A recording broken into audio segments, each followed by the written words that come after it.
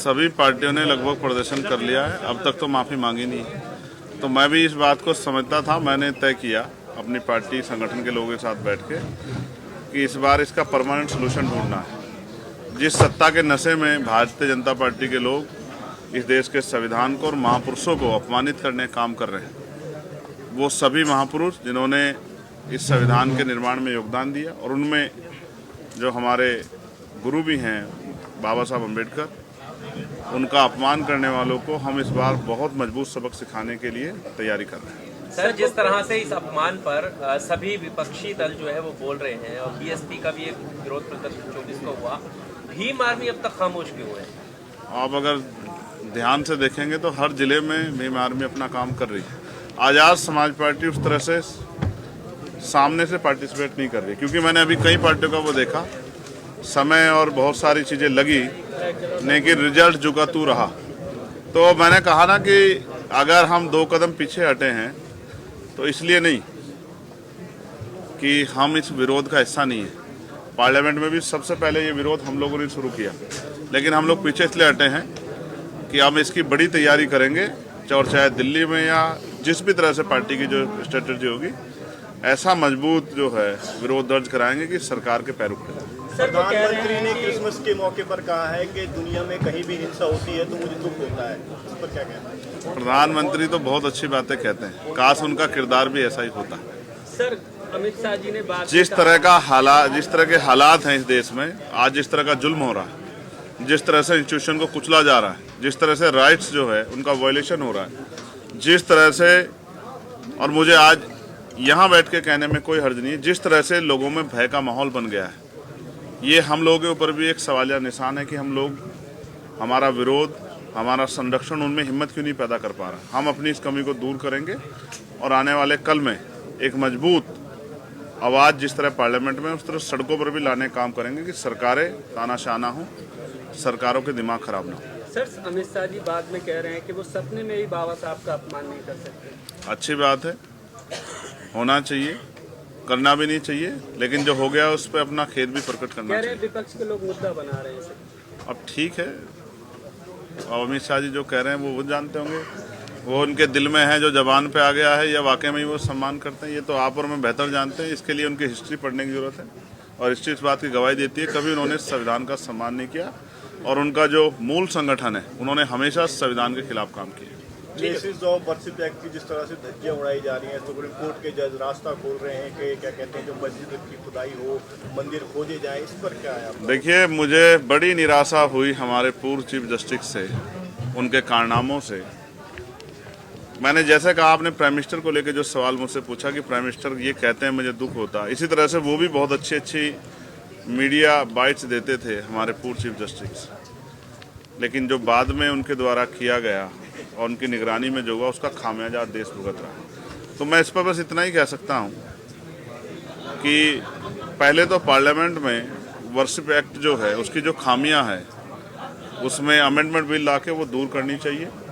और रही बात सुप्रीम कोर्ट या बहुत सारे इंस्टीट्यूशन, ये देश के हर व्यक्ति की जिम्मेदारी बैठती है कि किसी भी धर्म के साथ अपमानजनक रवैया ना हो, इससे देश कमज़ोर होगा।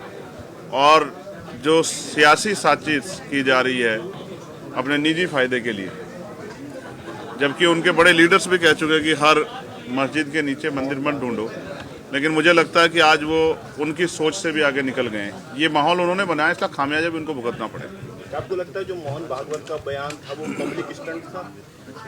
जब ये तो वही लोग जानते होंगे कि उनका बयान स्टंट था या वो जो हालात उनके द्वारा पैदा किए गए और आज जो उनसे समझ नहीं रहे हैं उसके बाद ये बात कह रहे हैं। मगर मैं स्पष्ट तौर पर कहना चाहता हूँ, सिर्फ ये देश बातों से नहीं चलेगा, संविधान के आधार पर चलेगा। और जो इस देश में अल्पसंख्यक समुदाय में जो हमारे मुस्लिम भाई हैं, जैन भाई हैं, सिख भाई हैं, बौद्ध भाई हैं, क्रिश्चियन भाई हैं, उनकी ज़्यादा जिम्मेदारी हम लोगों को आगे बढ़कर उठानी पड़ेगी कि उनके मन में जो भय पैदा हो रहा है वो भय ज़्यादा दिनों तक ना रहे। क्या चंद्रशेखर जी संभल के पीड़ितों से मिलने के लिए जाएंगे?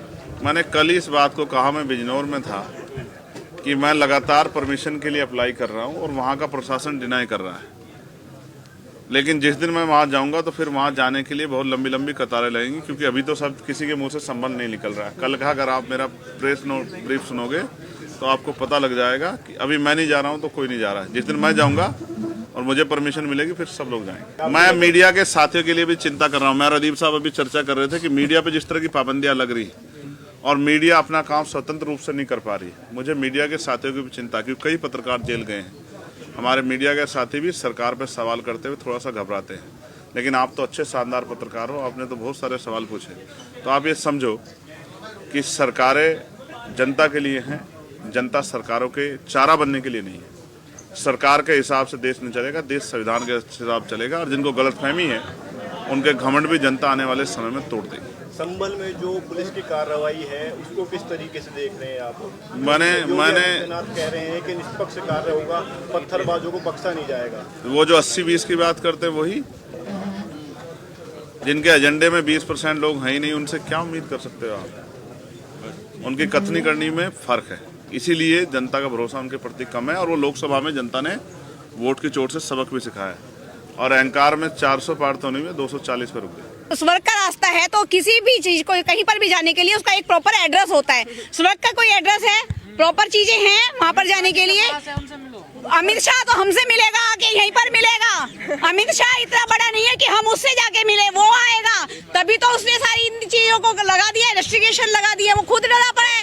अरे वो संसद में बोलता है, वहाँ पे चुपचाप से मूर्ति हटाता है। हिम्मत है तो बाहर आना, चौड़े में आ, तब तुझे बताते हैं कि अम्बेडकर वादी क्या है। तू चुपचाप करे जा वहाँ पर। नहीं, धमकी क्या है इसमें? धमकी है वो कुछ भी बोले जाए, वो कुछ भी करे जाए, उसकी छूट है। हम पब्लिक बनाया किसने? अमित शाह को, मोदी को बनाया किसने? हम लोग लाए, हम लोग लाए। वोट किससे? वोट किससे? वोट हम लोगों से, हमारी एक एक वोट से। वोट का अधिकार किसने दिया? संविधान किसने लिखा? बाबा साहब ने।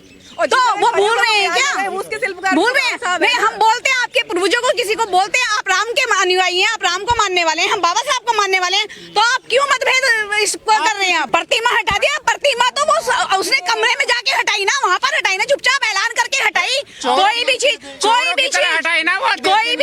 हटाने से पहले अगर आप संविधान में लिखा गया है कोई भी परमिशन, अभी परमिशन के लिए हम गए, उन्होंने कहा 10 दिन का इमरजेंसी लगी। इमरजेंसी के लिए आप एम्बुलेंस लाते हैं, रेड लाइट पार्क क्रॉस करते हैं ना, कोई पेनल्टी डालते हैं?